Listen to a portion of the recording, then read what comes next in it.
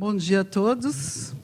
Para quem não me conhece, eu sou a Sandra Marques, estou na coordenação estadual do Programa Nacional de Controle do Tabagismo. É um prazer estar aqui, convite do Irã, para trazer, junto com o João, um desafio muito grande na saúde mental, que é a questão do tabagismo, tratamento do tabagismo, né? Eu acho que eu nem preciso falar o quanto a gente tem feito na nossa gestão, inclusive,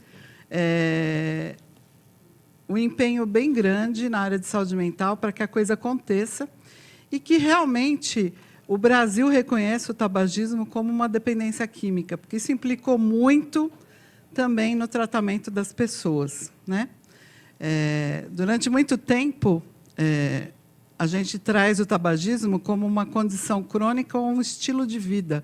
Se vocês abrirem o site do Ministério hoje, ainda você encontra tabagismo, que é uma patologia já considerada desde o CID-9, um transtorno e uso de substância psicoativa, que anteriormente sempre foi impedida pela indústria do tabaco de ser considerada como tal, porque não era economicamente viável dispensar o tabagismo, principalmente para quem tem transtorno psiquiátrico, né?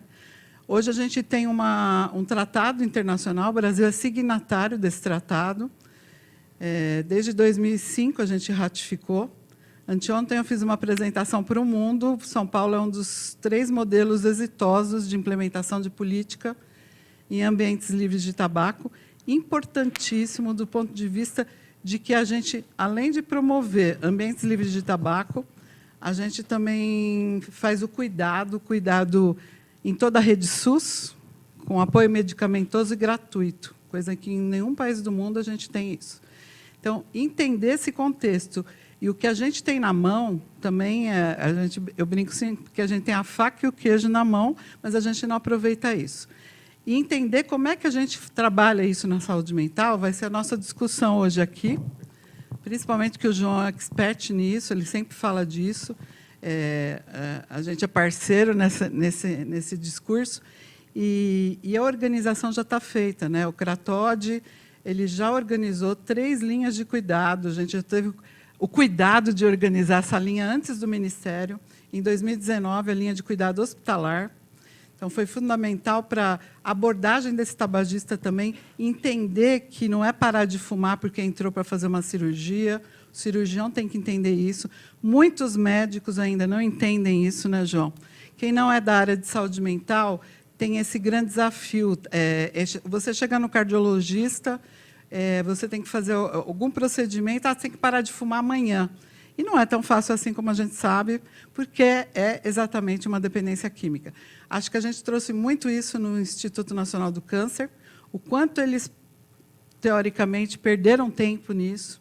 A gente podia ter isso muito mais alinhado com a Política Nacional de Drogas. Acho que o doutor Quirino agora trouxe isso, depois da gente gritar muito também, o tabagismo dentro de outras substâncias, aí, porque é fundamental. O cuidado na atenção primária ele deve ser realizado para o tabagista, mas as pessoas têm que entender que o cuidado é crônico. Quando a gente começar a mudar o modelo de atenção que a gente tem hoje na APS, a gente começa a cuidar melhor de qualquer condição crônica. A gente ainda não tem isso, mas para a gente que trabalha na área de saúde mental, é fundamental que a gente tenha esse conceito. Então... Bom, também agradecer o convite do Irã.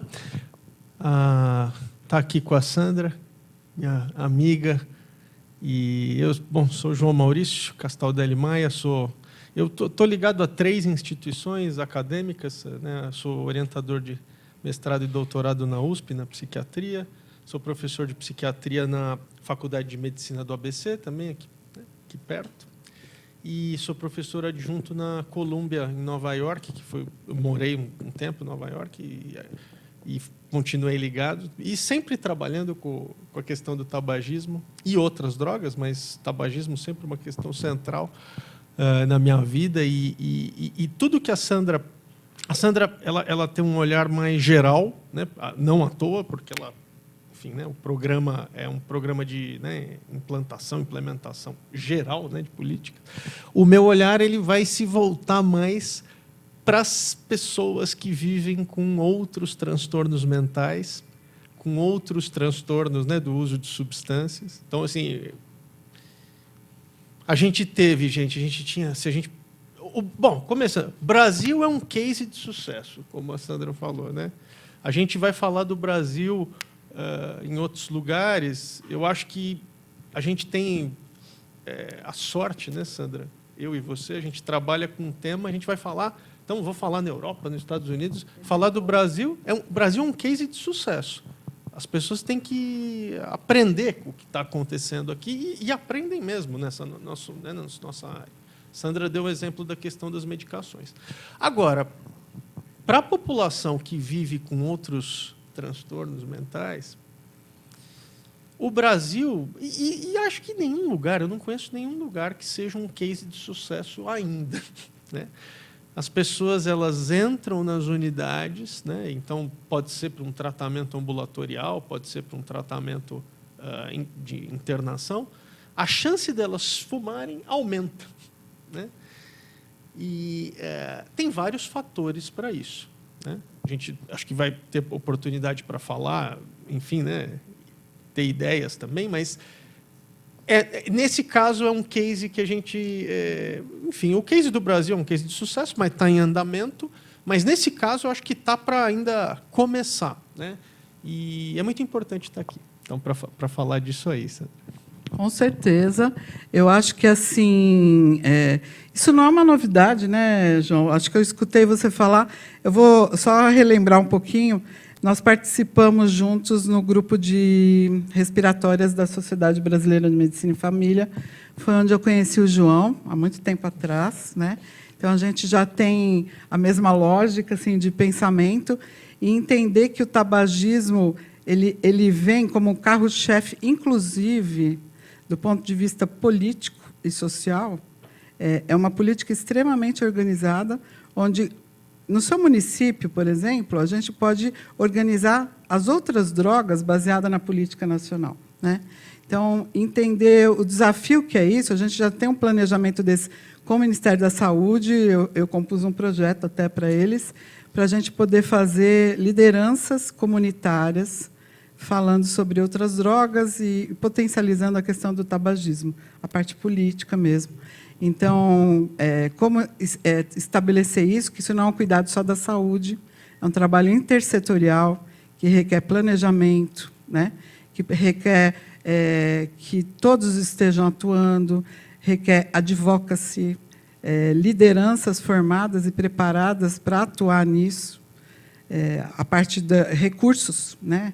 A gente acaba disponibilizando recursos para outras áreas e acaba não vendo onde a gente tem que atuar.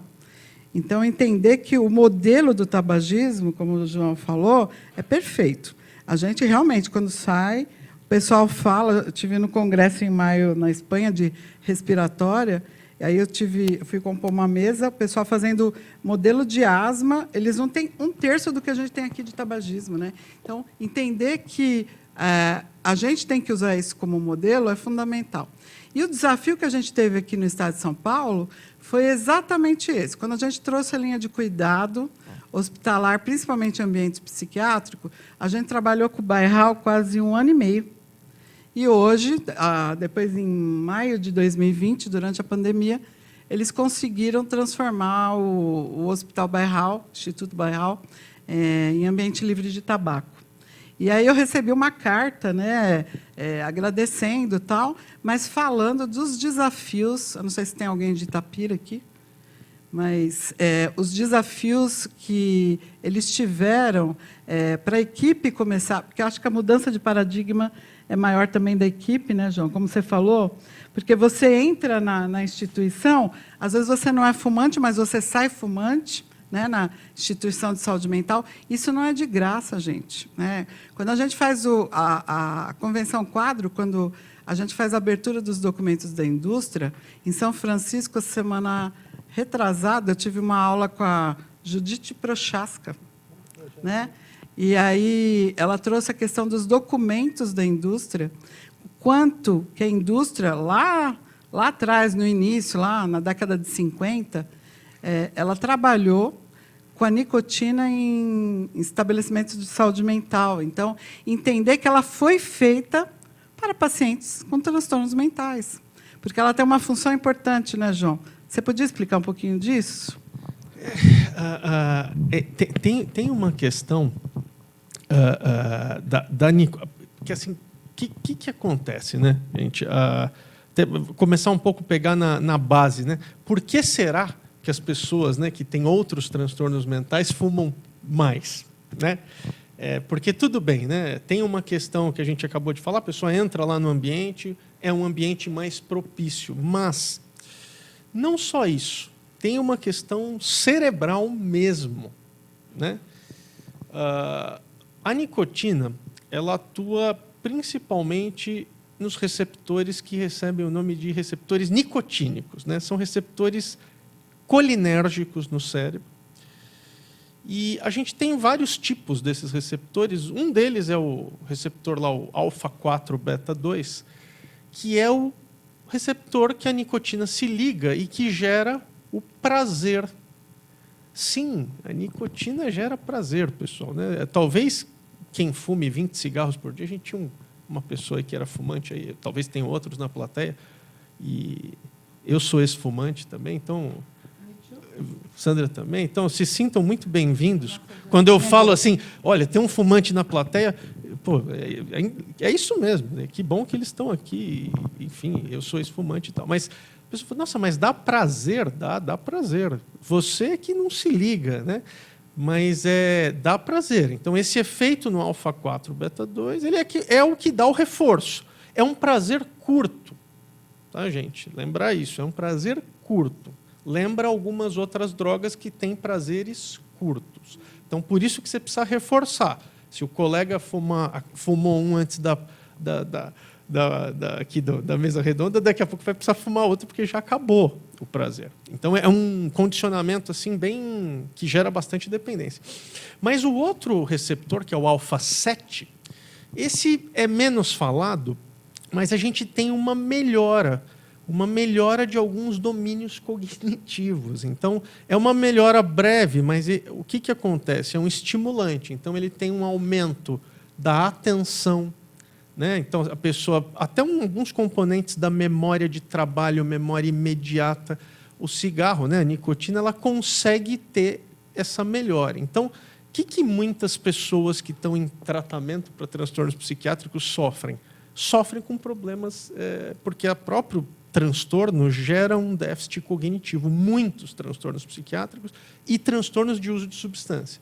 Então, a nicotina ela entra como um compensador, mas aí você pode falar, puta, João, mas então é bom?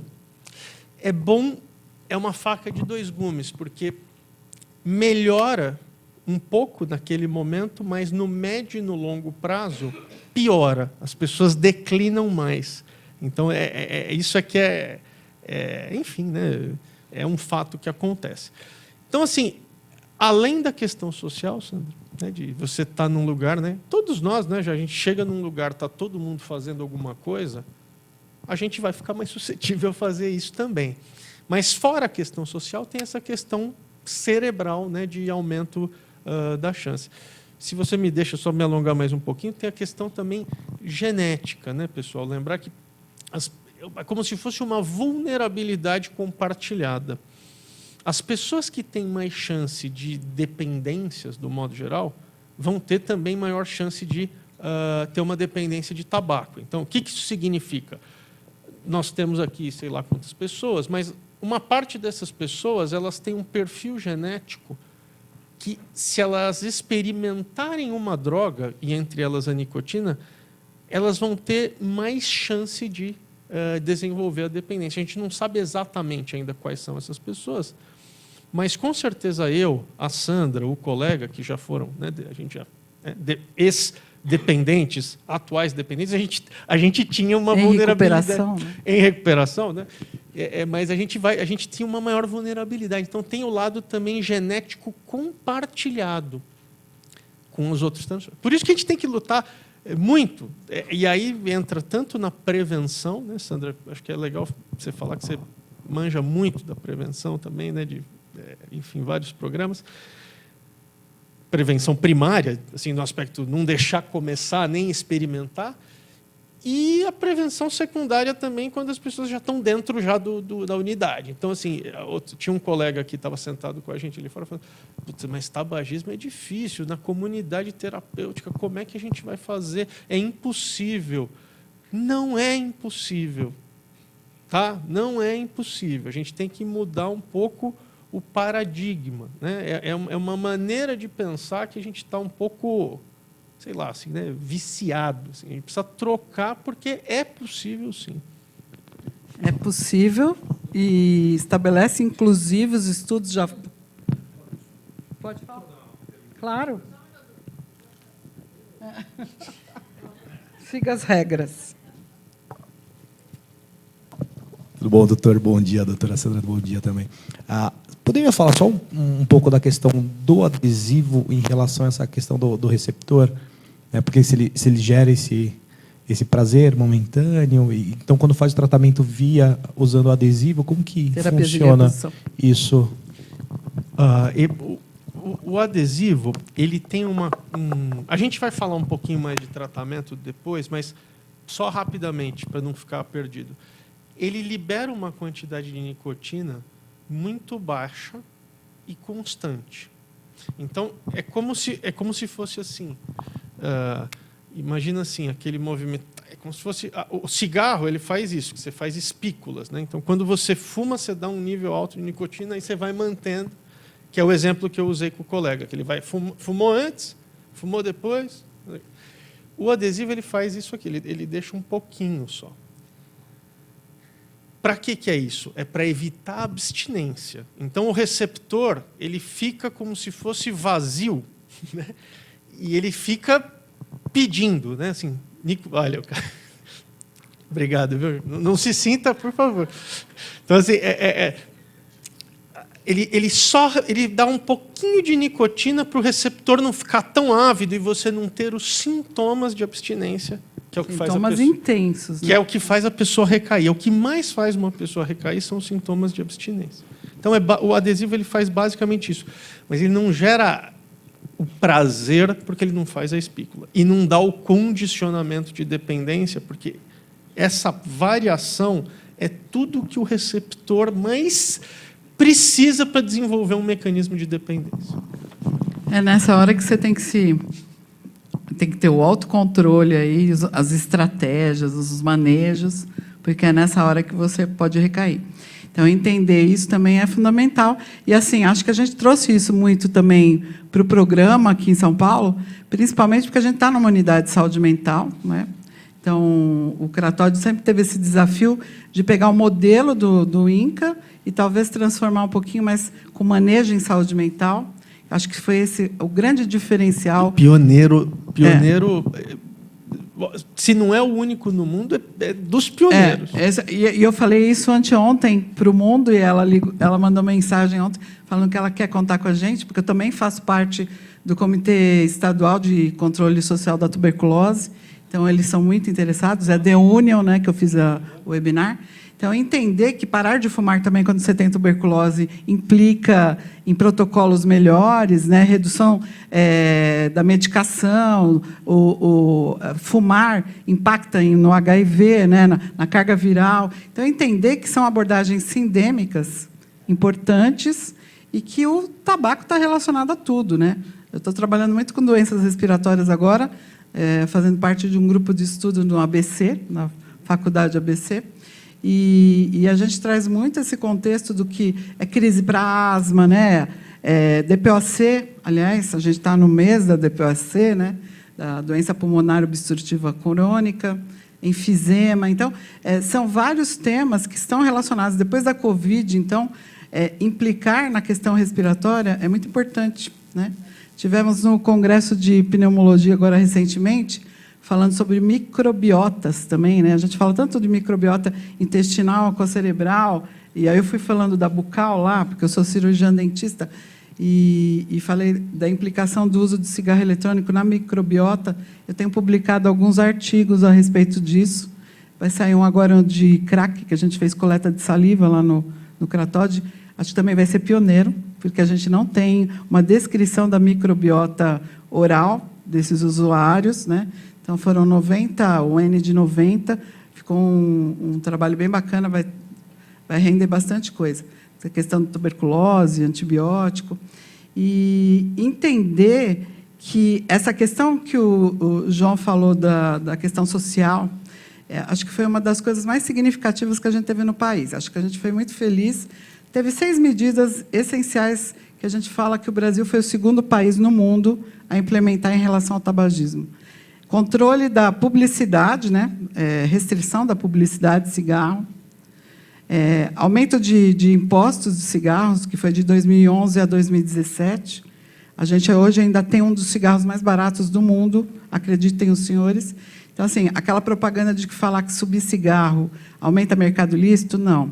Mercado ilícito é caso de Polícia Federal, Rodoviária Federal. A gente também tem um trabalho com o Departamento de Estrada de Rodagem. Depois eu vou te contar tudo o que a gente tem feito dentro da coordenação. E mapeando estradas para o protocolo de enfrentamento ao mercado ilícito. Estou relacionando, porque a gente também tem uma coleta de dados estadual, relacionando áreas que têm maior apreensão de cigarros contrabandeados com áreas que a gente tem maior taxa de recaída. Então, comprovando que os cigarros eles não têm só 1 miligrama de nicotina, como a indústria fala. Então, assim, acho que vão sair estudos bem bacanas dentro do modelo da política estadual, falando sobre isso. Então, isso vai ser fundamental para que a gente traga a concepção de que o tabaco, como o João falou, a gente, dentre outras drogas, foi a droga que teve o maior comprometimento social com ambientes livres de tabaco, ou seja, com a lei antifumo, que nós fomos pioneiros. Porque, até então, a gente escutava muito isso. Hoje eu não deixo mais falar, não. Mas a lei antifumo é proibitiva. Não, ela é protetiva, né? A gente tem uma questão muito ligada à saúde do trabalhador. Ela surgiu lá com os garçons em restaurante, quando o Serra assinou a lei antifumo, né? Eu fiz todo o histórico para fazer a apresentação anteontem, então está tudo fresquinho aqui. Quanto que a gente trabalhou a sensibilização da sociedade, dos profissionais de saúde, dos políticos, inclusive, porque a gente abraçou muito isso no projeto de lei, mas trazer essa concepção do comprometimento social que o uso dessa substância afeta a saúde, não só nossa, também capacitamos Sandra, esse ano... Agora eu que também vou te fazer uma pergunta. Por que será, né, que é tão difícil implementar o banimento nas unidades para dependências e transtornos mentais, né? Porque a gente vê em muitos, né, sei lá, muitos hospitais, né, tudo no HC mesmo. O HC, quantos anos que o HC está livre de tabaco? Todos os institutos, menos a psiquiatria, né? E por que é tão difícil? Por que você acha, né? Porque assim, gestão. Gestão. Se a gestão estiver comprometida, que esse é o meu papel, sensibilizar a gestão, cutucar a gestão de que é possível, que a gente tem condição de fazer, que a gente precisa fazer, começa na gente, né? Então, a gestão é fundamental para que a coisa aconteça. Se a gente não tiver um gestor comprometido, não acontece. Você não tem recurso, que a gente estava falando há pouco. A gente não tem recurso, a gente depende de uma pessoa comprometida. Então, entender que isso também foi um diferencial. A gente criou um curso para gestores do programa de tabagismo. Então, você trabalha entendendo a política que você está atuando. O profissional de saúde do SUS ele tem que entender qual é o papel dele, a importância dele, né?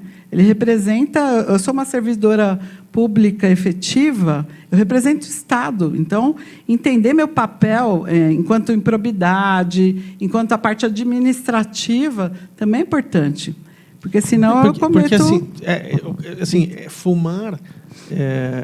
tem esse lado, né? Fumar é ilegal, né? Exato. Nas instituições públicas, especialmente fechadas, né? Mas parece que tem uma permissividade, assim, né? De certa maneira, né? E isso aqui é um trabalho mesmo, é um trabalho, eu acho que pode ser, né? o top-down, né? Vem de cima para ir implementando, porque é uma responsabilidade mesmo. E a gente teve uma experiência, Sandra, acho que eu posso contar aqui, não tem nenhum problema. A Gislaine não está aí, né? Gislaine Koch? Não. Ela falou que... Alguém conhece a Gislaine? Ela falou que ia vir, não veio. A Gi trabalhou comigo e com você também. Ela está agora lá no IPQ com a gente, vai para o HC Perdizes, mas, enfim, contar um caso aqui para vocês. O IPQ tem, acho que, 8 enfermarias dentro, né? 8 enfermarias psiquiátricas, né, para internação. E eu e a Gislaine, né, e outras pessoas, André Malberger, começamos com a ideia, não, a gente precisa fazer IPQ livre do tabaco, porque o HC teve uma campanha lá, HC livre do tabaco, não sei o quê, blá, blá, blá. Bom, precisamos. E aí começamos, né, a mobilizar e tal. E as pessoas estavam com muito medo, assim, né? As pessoas, mas como é que vocês vão fazer isso aqui, cara? Os caras, olha o pessoal com esquizofrenia, os dependentes, ninguém vai querer mais internar aqui e tal. Bom, foi difícil, gente. Pessoas que a gente gosta muito, assim, que são pessoas muito boas, que trabalham muito, não são assim, pessoas preguiçosas, não tem nada disso. Eles ficaram com medo. A gente falou, bom, o que a gente fez? Bom, nós vamos fazer na única enfermaria que a gente tem controle, que é a enfermaria de álcool e drogas e comportamentos impulsivos. Aí, quando a gente falou isso, os caras falaram, vocês estão loucos, cara. Vocês vão começar pela enfermaria de álcool e drogas, a banir o tabaco? A gente falou, bom, é a única que a gente tem controle. O enfermeiro Gilberto também, pessoa fundamental, esqueci aqui. E ele falou, não, vamos começar. Bom, começamos, foi um processo duro nas primeiras semanas, mas depois de 15 dias que a gente tinha tido o ciclo já dos pacientes, muitos saíram, outros entraram e já entraram com essa regra, a coisa está implementada. Os pacientes sofrem um pouco mesmo no começo, mas tendo o tratamento, né, e aí é importante esse lado, né, porque para a gente ter toda essa intervenção, a gente teve que ter tratamento disponível também, porque, como o colega aqui perguntou, né, ele foi nesse ponto, assim, as pessoas têm abstinência, né? Quais que são os sintomas de abstinência? Vocês sabem, pessoal, de tabaco? Irritabilidade, nervosismo, dor de cabeça, mais ou menos. Ansiedade, irritação, fome, aumento do apetite, muito importante. Ficar enfadada, tipo meio insônia, muito importante. Quanto tempo dura, pessoal? Não, 7 minutos. Assim, a abstinência geralmente começa, tem que ter pelo menos 1 hora antes, né? Mas 1 mês, mais ou menos. Alguns sintomas duram mais, que é o... Vocês sabem um que costuma durar mais que 1 mês? Não, o insônia é 1 mês, geralmente. Aumento do apetite. Aumento do apetite geralmente estica mais, e sintoma depressivo. Então, tudo isso para falar o quê? Abstinência de tabaco, gente, é coisa muito séria. É banalizada, né, Sandra? Banalizada. O cara não para de fumar, o colega ali não para de fumar. Ele não para porque ele é safado. Essa é safadeza. Não é safadeza. A abstinência é o principal motivo que a gente tem. E tem tratamento para abstinência para deixar o caminho mais suave. É nosso dever. E aí eu já olho para a Sandra, que a Sandra ela dá o suporte para a gente, né? Porque aí eu chego lá com o paciente na ponta, né? Se eu não tiver o suporte da política pública para ter o adesivo lá, eu posso falar, gente, posso ter o poder de persuasão que eu quiser. O adesivo lá que o colega levantou é o que vai ajudar ele no dia a dia, né? Então, assim... E essa parte da prevenção primária que você falou anteriormente, eu acho que é fundamental, porque a gente entender também que a gente tem pesquisas nacionais que demonstram a queda na prevalência de tabagismo. Eu acho que você mostrou muito bem naquela apresentação em São Bernardo, em 1900 e bolinha, quando você chegou da Europa, que apesar da gente trabalhar e ter um sucesso no tabagismo, a gente nunca teve uma redução em transtornos mentais, em pacientes de transtornos mentais. Acho que esse é o grande diferencial do Brasil hoje. Anteontem eu vi, por exemplo, Uganda recolhendo sixa, porque lá é proibido narguilé. Então, se pegar a pessoa fumando narguilé na rua, por exemplo, eles recolhem, passam, é a polícia que passa, e faz agora, tem uma penalização, o cara que carrega o aparelho dele para o caminhão. Então, assim, são políticas muito mais repressivas, né? E eu acho que nós fomos o único país, dentre os 3, que falou muito da questão do cuidado, e que a The Union gostou bastante, porque assim, isso faz toda a diferença na prevenção de recaída, inclusive. Porque se a gente não tiver políticas que se associam com o tratamento do tabagismo, oferta de medicamento, oferta de cuidado, autocuidado, que seja apoiado, porque ele precisa acontecer, a gente não tem nada disso. Agora, na prevenção primária, João, uma das coisas que pega muito hoje e que o país está assim apavorado, as escolas, é a questão dos cigarros eletrônicos, né? Então, é uma das coisas que as pessoas têm que entender. Eu tenho saído bastante também para falar disso, em escola, em Conselho Estadual de Droga, faço uma apresentação sobre cigarro eletrônico e entender que desde 2009 a gente tem a proibição do cigarro eletrônico. Se eu descer agora aqui na Paulista, eu vou ver lugar vendendo. Qual que é a minha função enquanto cidadã? Printar, tirar foto, printar e fazer a denúncia. A gente não tem fiscal para todo lugar, gente. Então, a sociedade que é informada, ela tem que se mobilizar também na fiscalização, né? Os pais, existem pais que compram cigarro eletrônico para o filho vender na escola. Se soubesse as denúncias que eu tenho, e assim, eu não estou falando de pessoal adolescente, não, estou falando de criança de 8, 7 anos de idade. Então, assim, que geração que a gente vai ter, né? Eu não sei se você pode falar um pouquinho também desse tipo de nicotina salinizada, que eu acho que é importante. Sabe, Sandra, assim... E a ingestão o uso de drogas que são ilícitas dentro desse cigarro eletrônico. Não, a gente até assim... Eu lembro quando eu comecei a estudar assim, tabagismo, que o pessoal falava muito do... como se fosse do jogo final, né, do fim do tabagismo, né, que era uma perspectiva que a gente tinha, final, né, do tabagismo. E assim, a gente vai ter muita coisa para fazer nos próximos anos, porque está tendo uma transformação. A epidemia, que estava uma epidemia em declínio controlado, ela inverteu, está em subida.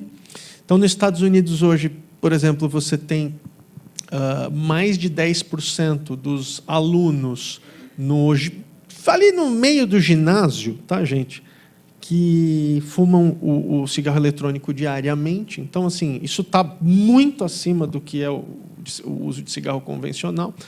Então, e vem crescendo.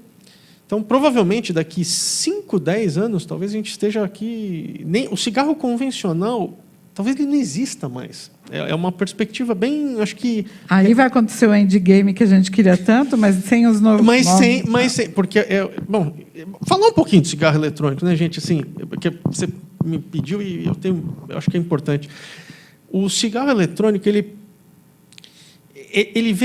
acende uma ideia, que é uma ideia muito... assim, uma ideia muito interessante, que é assim, puxa, eu vou fumar sem ter os malefícios do tabaco, né? Então, assim, puxa, eu, como ex-fumante, a Sandra, fala, inventaram um cigarro que não faz mal. Que eu posso usar em ambiente fechado? Então, assim, As pessoas pensam isso. Beleza, você falar para mim, se inventarem esse produto um dia, por mim, eu não tenho nada contra a pessoa ficar... Né? Bom, eu já fiz muito isso, né? Inalar e assoprar fumaça, esse hábito em si, enfim. Né? Mas o problema é que ele vem carregado de incertezas e de algumas certezas ruins. A gente já sabe que o cigarro eletrônico causa câncer. Isso a gente já sabe, já não tem mais dúvidas sobre isso. Talvez mais rápido que o tradicional, aí, né, o comum. E ele vem, gente, ele vem com substâncias novas adicionadas à nicotina no suco, né? E a gente não tem, para muitas, a gente não tem a menor ideia do que, por exemplo, a ingesta crônica e frequente de propilenoglicol, glicerol, faz com os pulmões, a gente não sabe, não tem a menor ideia, porque nunca ninguém fez isso com tanta frequência. E vem aumentando de geração a geração do cigarro eletrônico. Eles falam, olha, o cigarro eletrônico está mais seguro. Ele está mais seguro no aspecto das explosões. Não sei se vocês lembram das explosões. Realmente, nesse aspecto... Da primeira geração, ele né, está João? mais seguro, mas ele está com cada vez mais nicotina. Está cada vez com mais nicotina. E as pessoas estão desenvolvendo uma dependência muito mais forte do que a dependência do cigarro convencional, porque elas ingerem muito mais nicotina e de uma forma muito mais frequente. Então, poderia ter alguém, em tese, usando dentro de um ambiente fechado aqui, e muita gente, o que acontece? A pessoa está trabalhando e usando, está num lugar e usando, não para de usar, lembrando uma coisa que até um americano fala, lembrando muito mais até uma chupeta, né? Como se fosse aquela chupeta do neném. Dá para o neném aqui que ele fica com aquilo na boca o dia inteiro, né? Com aquilo ali, que é uma coisa que com o cigarro convencional, não estou falando que cigarro convencional é bom, mas ele quase te força, né? A pessoa a sair e fumar. Então, assim, isso é uma coisa. E tem um outro produto, que é um produto terrível, que é o produto de tabaco aquecido. O IQOS. O IQOS, que esse é... Bom, esse é pior, porque esse é tabaco. Assim, então, assim, no tabaco, no cigarro convencional, a gente tem 9.000 substâncias, né? Então, quando você carbura lá o tabaco, você tem 9.000. O IQOS só tem 4.500. Né? Então, assim, como você não carbura, você vai para 4.500, mas você tem 4.500 substâncias que você está ingerindo ali. E a indústria vende como um produto, como uma redução de danos. É uma coisa ridícula, é uma ideia ridícula, porque essas 4.500 substâncias são altamente cancerígenas, tóxicas. Então, não sei, Sandra, não sei se você tem, né, comentário. E o cigarro eletrônico hoje já tem 2.000, né? 2.000 substâncias. A gente tem aqui várias pessoas querendo fazer perguntas. Posso claro, abrir para a claro. pergunta? Pode abrir? Olá, bom dia. Meu nome é Júlio. Gostaria primeiro de parabenizar a doutora Sandra, né? Eu conheci o trabalho dela no CRATOD, programa de tabaco.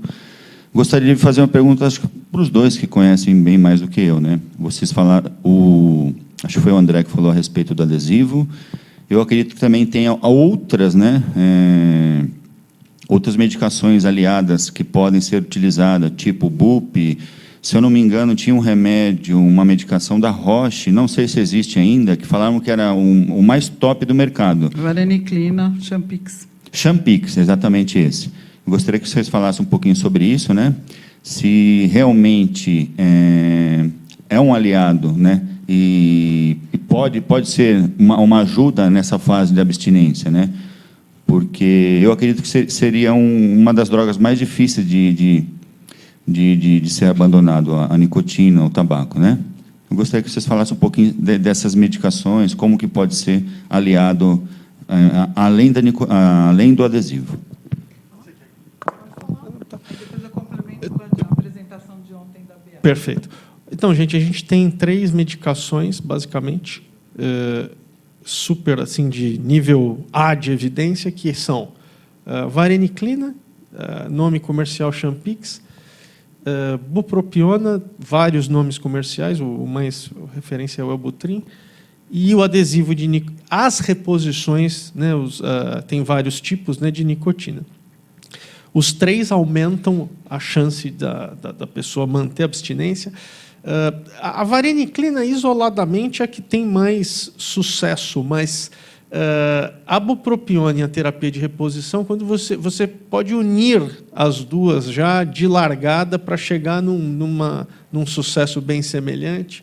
Você pode ter 2 tipos de terapia de reposição, uma mais de meia-vida mais longa, que é o caso do adesivo, com uma de meia-vida mais curta, que é a goma. Você pode ter bupropiona, ter adesivo mais goma, então você pode fazer combinações.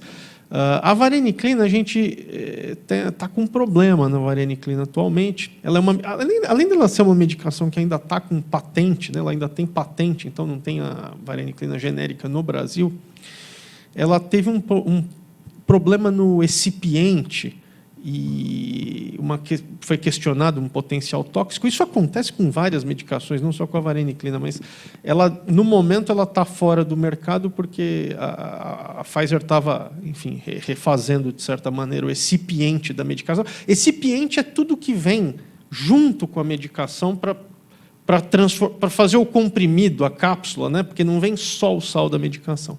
Mas isso é um problema muito breve, assim, de tudo que eu tenho visto. Enfim, mas são essas 3 opções que a gente tem. Mas eu gostaria de falar só de mais... A gente tem outras opções de segunda linha. Tá? Então, a gente tem a clonidina, que é uma medicação que é bem disponível, a nortriptilina, que é uma opção bem disponível, a cistizina, que é uma medicação que tem ganhado muito espaço, ela vem da Europa Oriental e não tem mais patente, já caiu, uma medicação bem barata, que eu acho que os governos deviam... Barata ainda? Ontem falaram 99 euros. Não, então, mas 99 euros porque... Ela custa, na Rússia, na Bulgária, na Polônia, elas custam $10, mas aí na Europa alguns laboratórios estão produzindo e cobrando mais caro, mas ela é bem barata, então acho que deveria ser visto também. Mas são essas as opções, né, de tratamento farmacológico que existem. Só mais uma coisa, você falou, é uma das mais difíceis, né?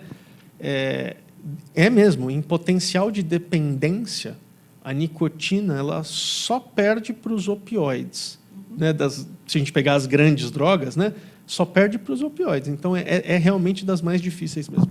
Mas é a primeira, 30% que, na primeira experimentação, se torna dependente, né? Nicotina. Acho que é mais que opioide.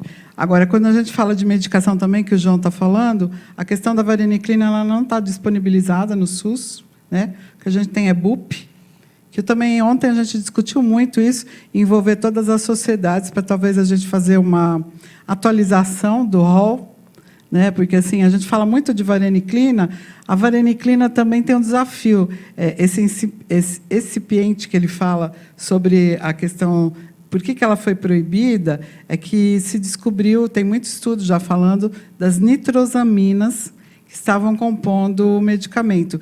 E isso também causa câncer. Então, mas acredito eu, pelo que a gente tem estudado bastante da questão, isso foi uma interferência da indústria, justamente porque a patente ia cair, e aí ia ficar mais barato, então eles deram uma suspendida, e aí a alternativa viável, com efeito colateral baixo, vamos dizer assim, tem uma eficácia boa, é a...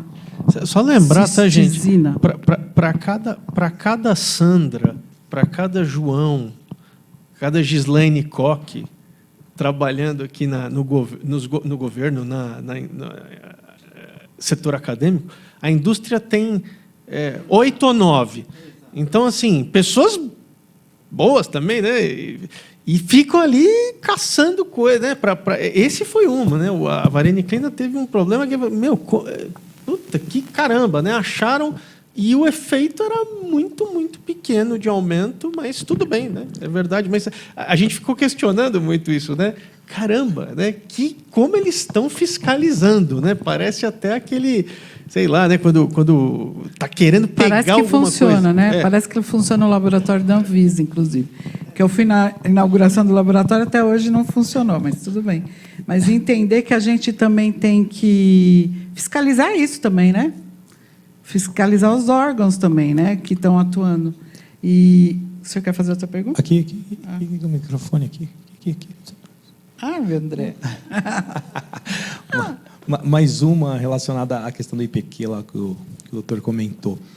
Quando a gente fala da abstinência do tabaco, geralmente essas pessoas não vão lá para o IPQ com a dependência somente de tabaco, vem com dependência provavelmente de outras substâncias ali.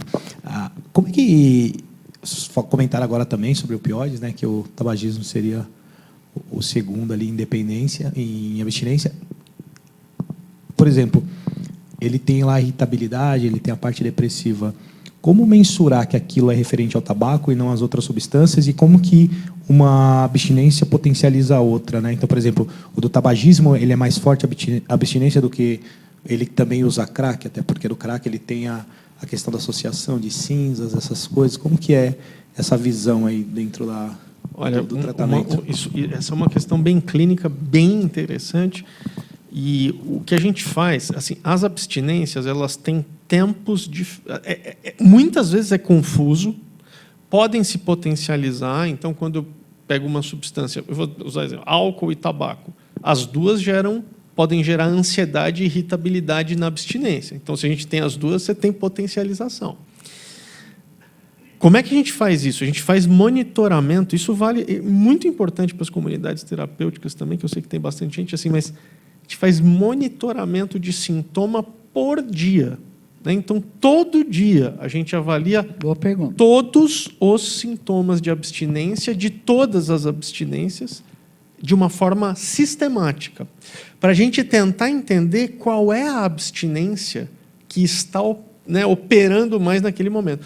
Por exemplo, uma abstinência, sintomas de ansiedade, irritabilidade, depois, vamos pegar álcool e tabaco, depois de 10 dias, isso aí é abstinência de tabaco, certeza absoluta, porque o álcool ele vai decaindo, a abstinência de álcool pode ter até 15 dias, mas é muito raro, é uma coisa assim, depois do 7º, 8º dia melhor. Então é ir monitorando e medindo sintoma a sintoma, vendo o tempo. Por quê?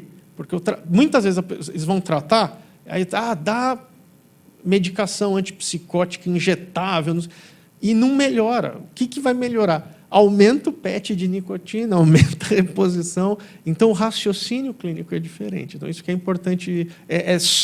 Mesmo assim, dá confusão. Mas você indo todo dia, monitorando ali, tem ansiedade, tem irritabilidade, tem aumento do apetite, você começa a entender mais o que está acontecendo com aquele paciente. E aí eu vou sugerir até um estudo, né? Uma comunidade terapêutica podia fazer um modelo desse para fazer um monitoramento, tá? Para você que ele falou, é você mesmo. Então, assim, seria bárbaro, assim, porque aí você entra com um modelo também, né? Um modelo de estudo de que é possível também. Também pode utilizar a solução MyJourney para fazer esse monitoramento. Ah, é. Tecnologia digital. Olha aí. Mas calma aqui, vai ter tabagismo no MyJourney? MyJourney, aqui, ó. Vai ter, eu acabei criando também um aplicativo para tabagismo baseado no programa. Legal. Então, fala até onde tem farmácia, ficou bem bacana. Assim, e a orientação, né? A orientação, ela ameniza muito os efeitos. Claro. Eu sempre uso muito esse exemplo. Se eu posso falar um pouquinho, mas eu estava um dia pegando um voo, né? E o piloto falou assim, olha, quando chegar nos 5.000 metros, lá não sei o quê, a gente vai ter uma turbulência diferente. É uma turbulência lateral. Avisou. Mas isso vai passar com 7.000, não sei o quê. Tudo bem. O avião levantou, não sei o quê. Cara, veio uma turbulência que eu vou, cara. Eu nunca tinha visto aquilo na vida. Mas eu fiquei calmo, porque eu falei, você avisou, né? 5.000. Aí chegou lá no 7.000, melhorou. Acho que todo mundo... Então, assim, você orientar o paciente, né? Cara, o que pode acontecer? Isso. Faz muito bem. Né? E muitas vezes o cara não sabe, então ele fica confuso, ele começa a sentir coisa, ele não sabe do que é aquilo, e aí a experiência é muito mais agonizante. Né? Isso é importante também. Oi, querida! Desculpa, antes da pergunta, ela, mais o senhor ali... Olá, meu nome é Sheridan, sou de Goiânia e trabalho numa comunidade terapêutica feminina há 2 décadas. Morro de orgulho disso, mas estou com a vontade de desabafar para vocês sobre a questão do tabagismo rapidamente. O que eu percebo? É muito comum as mulheres acolhidas terem comorbidades, é raro uma que não tem no âmbito do transtorno, mas não há investigação dos psiquiatras e rastreamento quanto ao tabagismo. Olha, não me lembro de um caso em que o psiquiatra incluiu esse diagnóstico. Então, elas sofrem muito com a abstinência do tabagismo. E saber fazer o manejo é um grande desafio para a gente, né? Quando a gente percebe que tem, né, que o tabagismo está ali e ele precisa ser tratado, nós orientamos essa mulher para levar isso para o psiquiatra, ok? Aí eu tenho um questionamento aqui para vocês. O adesivo, ele tem a mesma eficácia no organismo feminino como é no organismo masculino? Por quanto tempo o paciente deve usar o tabagismo? Porque eu já percebi alguns casos de continuidade, uso contínuo e uso reduzido, então não entendi muito bem isso. Queria que vocês falassem sobre essa questão. Antes de você responder, que eu acho que é para você essa pergunta, ela tem razão, sabe? Porque, assim, lá no Cratório a gente tem muito médico, né, plantonista. Então, quando eu estava fazendo até agora a última coleta de crack, e eu notei isso, que no prontuário as pessoas escrevem F19, nunca F17, nunca. O cara é tabagista, nunca se diagnostica como Esse é o primeiro passo. Né? Então, entender que a gente precisa ter isso no prontuário também. Né? Mas já tem no enxoval. Tem lá no... No Tá. enxoval tem. Isso tem que mudar. Porque é a mesma coisa que eu falo assim, você maconheiro, traz um baseadinho de segurança. Você tabagista, traga, por favor, 30 maços de cigarro. Isso tem que mudar. Tem. Mas é uma cultura. Tem aqui muitos colegas de comunidade que sabem disso, por favor.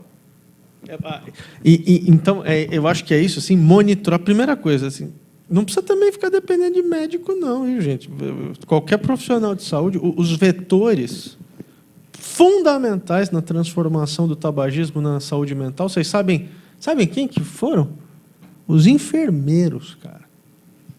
Os enfermeiros são os vetores mais importantes na transformação. Então, dependendo de médico... Está vendo? É o psiquiatra de saúde da família. Esse aqui. É equipe, gente. Equipe... Outra coisa, é mais difícil, as mulheres têm mais dificuldade de parar de fumar, tá? Não é que o remédio faça menos efeito. A gente até fez estudos no IPQ especificamente sobre isso. Não é que o remédio faça menos efeito, é que as mulheres têm mais dificuldade, um pouco mais de abstinência.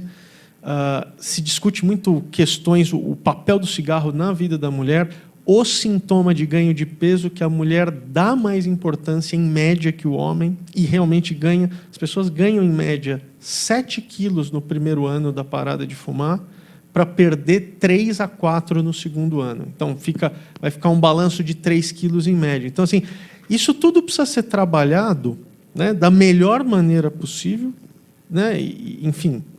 Então tem mais dificuldade. Você quer falar assim? Sem contar os transtornos de ansiedade e depressivos que estão mais em mulheres também. Essa é a parte chata. Senhor, sua pergunta. Olá, bom dia. Uma clínica, uma comunidade terapêutica que queira montar esse programa anti-tabagismo, por onde começar? Tem uma formação aqui em São Paulo, no seu instituto, no IPQ.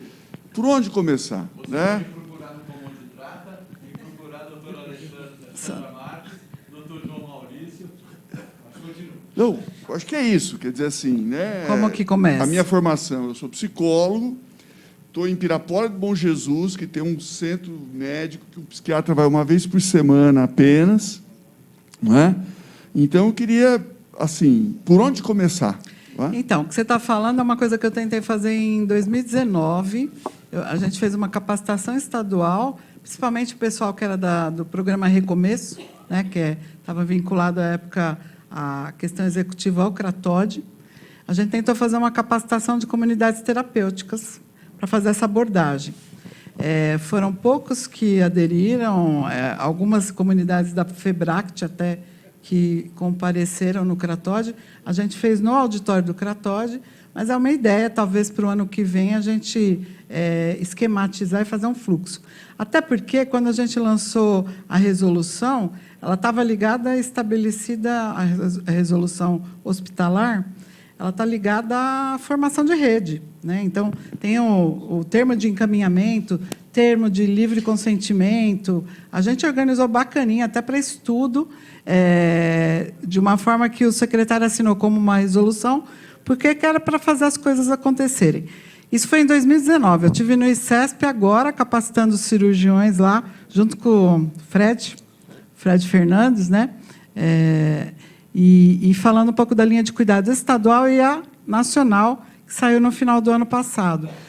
As pessoas precisam implementar o que está aí. Então, precisam entender que no curso do CRATOD, a gente fala de todas as normativas e qual é o caminho a ser seguido. Para uma comunidade terapêutica, no caso, estabelecer não tem implicabilidade na questão de pessoal de saúde, porque a gente está falando de medicamentos também que precisam ter um controle farmacêutico, né, uma guarda. Então, a gente precisa entender isso, que é a portaria 344.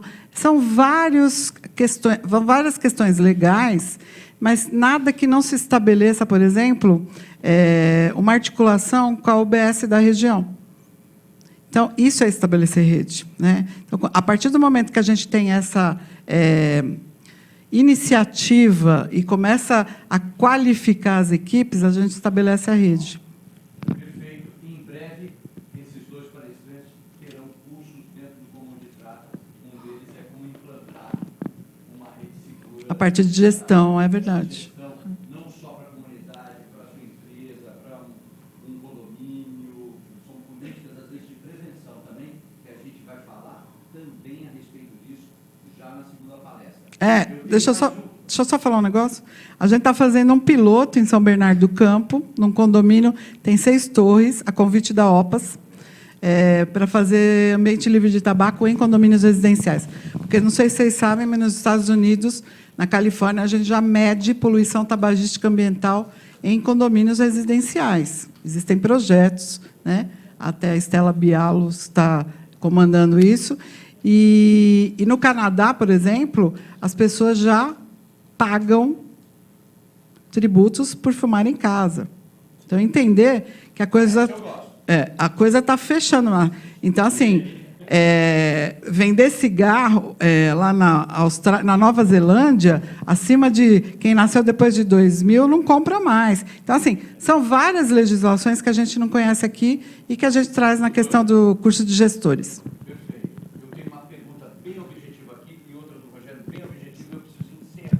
Ok. Então, o que eu falei, Matheus, quem falou? Só ligar, tá ligado? Tá ligado. Agora. Bom dia, meu nome é Júlio, sou psicólogo da Clínica Oasis. Eu queria ouvir um pouco de vocês, porque o tabagismo também tem uma questão social, né? Muitos, início, o vício-tabagismo de cigarro, hoje o narguilé, o cigarro eletrônico, na adolescência, essa questão social de participar de um grupo, fazer parte de um grupo. Queria ouvir um pouquinho assim de vocês, assim, como é que vocês veem essa questão social do tabagismo, né? De ter que fumar, né? Usar o tabagismo como participar de um grupo, fazer parte desse grupo, envolver socialmente com outras pessoas. Então, esse é um dos principais problemas que a gente tem, porque e ao longo do tempo, Júlio, né? Ao longo do tempo, Júlio, isso foi melhorando. Então, assim, a gente estava tendo uma melhora porque o hábito de fumar estava ficando cada vez mais indesejável, até mesmo nos ambientes escolares de ensino médio, que sempre foram um grande foco, assim, tá? Tentar desarmar esses comportamentos. Brasil, Estados Unidos, várias intervenções. A gente não vai conseguir mudar isso no aspecto de que o adolescente ele vai ter comportamentos um pouco mais audaciosos e proibidos para tentar fazer parte de um grupo. Beber também entra um pouco nessa história. A gente não vai conseguir mudar o mundo, mas agora o paradigma mudou com os cigarros eletrônicos, que eu estou falando. Então, assim, E eles são bem focados. Então, a gente tem estudos mostrando que tem mais locais de venda próximos à escola. A gente tem o produto que é todo colorido, que talvez não seja tão atraente para nós, mas... As estratégias de marketing, né? Então, assim, é um componente super difícil, cara. Eu não tenho assim uma fórmula para te falar, mas eu acho que ele é o início que vai dar o reforço social da história e que depois é muito difícil da gente combater. Muito importante o papel dos psicólogos também. Vi você, vi o colega lá. Enfim, os psicólogos também precisam entrar bastante na luta anti-tabagismo. Muitas vezes a gente não vê os psicólogos tão também, tal como os psiquiatras, tão empolgados. Eu conversava com a Sandra no convite da palestra e era assim: quer partilhar? Pega o cigarro, vamos conversar. Quantas vezes terapeutas aqui, colegas, já fizeram isso? Vamos fumar ali embaixo e aí você conta um pouco do que está acontecendo. Parece que tem que ter o docinho junto. Mas entender também que isso vai implicar daqui a pouco, que é o que tem implicado no mundo, né? Acho que no Brasil as novas legislações vão ter que se pautar nisso, na questão de saúde do trabalhador, né? Existem CAPs em São Paulo ainda, vou dedar, que na porta da enfermagem tem isqueiro pendurado, gente. O cara senta para se tratar com um psicólogo e acende cigarro. Então, assim, é impraticável isso. Então, assim, quando a gente começar a ter, como a gente teve na administração penitenciária, população privada de liberdade, por que foi a nossa terceira resolução? A gente já estava trabalhando para HIV e tuberculoso, porque são os que ficam em celas separadas, né, em isolamento, mas entender que isso implica na saúde do trabalhador. A gente tinha ações judiciais contra o Estado, por exemplo, nesse cuidado. Porque, assim, todo mundo fuma em cima de todo mundo, né? E entender que a gente precisa cuidar, ter esse cuidado. Hoje a gente tem uma política estadual, são 169 unidades prisionais que participam do programa. O Cratóide, além da Secretaria de Estado de Saúde, ele já provém hoje medicamento para outra secretaria, e agora eu já fiz a articulação com o Ministério da Defesa. No caso aqui, a gente começou com a Aeronáutica, né? Então, a gente tem um CAIS dentro do Hospital da Aeronáutica, então a gente está trabalhando medicina de família lá. Pois não. Uma pergunta, quem quiser depois continuar com as perguntas, nós iremos tomar um café, voltaremos para a segunda palestra, que vai avançar 15, 20 minutos no horário do almoço. Por favor, a última pergunta é do Matheus. Bom, primeiramente, obrigado pelo compartilhamento aí do conhecimento. Meu nome é Matheus, sou de Ribeirão, trabalho numa comunidade terapêutica, sou monitor, e lá a gente retirou o tabaco em 2019. Só que não existe essa questão do tratamento com adesivo, com medicamento e tal. Lá a gente tem o acolhido ou pelo município de Sertãozinho, ou pelo programa Recomeço, ou pelo Senapred. Qual órgão que eu busco para conseguir trazer esse tipo de tratamento para dentro da comunidade? Porque se eu vou buscar o município, eu vou dar esse apoio para só quem é do município. Quem é, então, do Recomeço não vai ter esse apoio. Então, existem essas distinções. Isso é uma grande dificuldade. E, mesmo assim, a gente buscou, né, para conseguir, e não conseguimos esse... Existe alguma Você buscou forma aonde? No município, né? No município a gente não conseguiu. Agora, com o Recomeço e o Senapred, eu não sei, porque assim, eu não faço parte da coordenadoria, da diretoria onde discute isso. Mas não existe isso. Existe como buscar isso para trazer dentro da comunidade hoje? Então, o Programa Nacional ele tem um fluxo. Você tem farmacêutico lá? Você tem equipe de saúde para fazer essa abordagem? Você não vai receber o medicamento lá, percebe?